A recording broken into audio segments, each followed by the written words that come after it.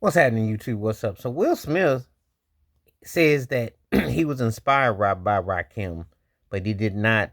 Rakim did not ghostwrite "Summertime" for DJ Jazzy Jeff and the Fresh Prince, and they finally admitted after all this time. Will definitely bit his cadence. That says a lot. You know, if you are an MC, that's just like if a singer can emulate your pitch and your tone. So imagine that if you're a rapper and you can get into that channel, that energy. Will did it before. I want to say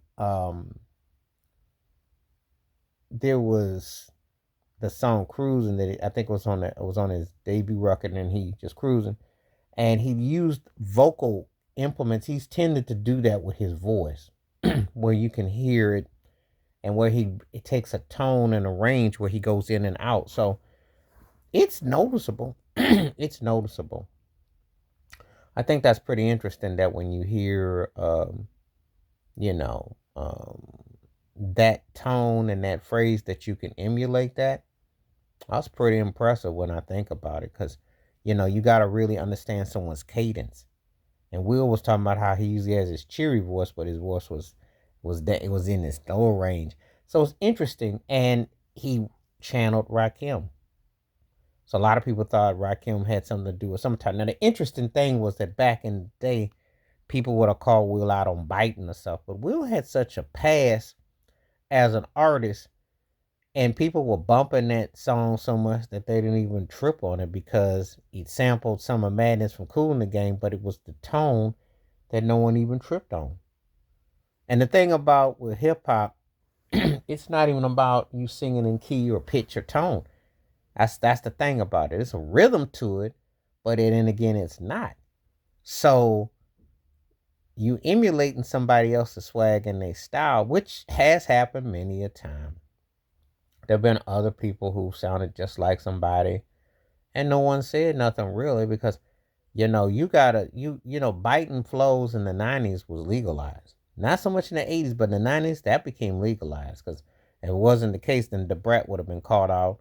Her and Jermaine Dupri and others would have been caught out for Jack and Snoop and Dr. Dre. But it became fashionable. So people bit and they ran with it, and then next thing you know, that was it. But that's an interesting story behind Will Smith, between the story of Summertime and Will saying that, he was inspired by Rakim, but Rakim had nothing to do with the words or the production or anything to do with the song. So it's a it's a pretty good tribute. And Rakim is considered one of the greatest MCs ever. I mean, he's in my top three ever. Oh, Rakim in high regard.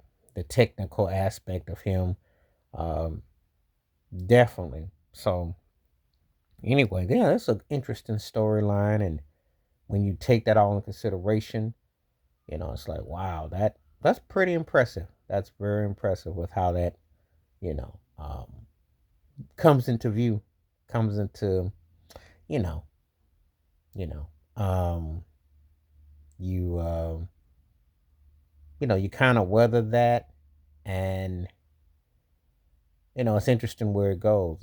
It's an interesting summary, of that. So I have no problem with that. But anyway, let me know what you think. And that is settled. Did you like that Will channel Rakim, or did you have a problem with it? Well, you come down with it, or you think it just worked out real well? And could Rakim have flipped Summertime and done it on his own if that was the case? Or could he have done something like that and flipped Will's style and made it work? Because you can flip these things too. Please like, subscribe, welcome thoughts, comments, and I do respond. Thank you. Wash your hands. Keep your mind clear. Watch out for another. Share it if you like, and hit the membership. Stay safe, stay blessed, stay woke, stay free. I'm out. Peace.